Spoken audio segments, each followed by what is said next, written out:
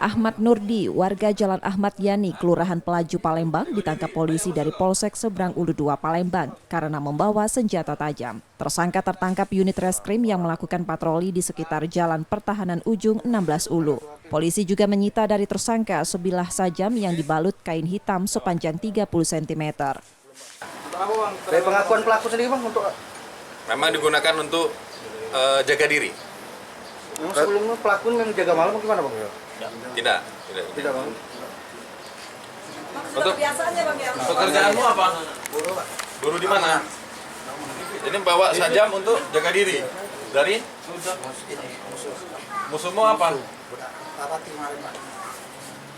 Kau pernah ditusuk? Terus kau nggak laporan?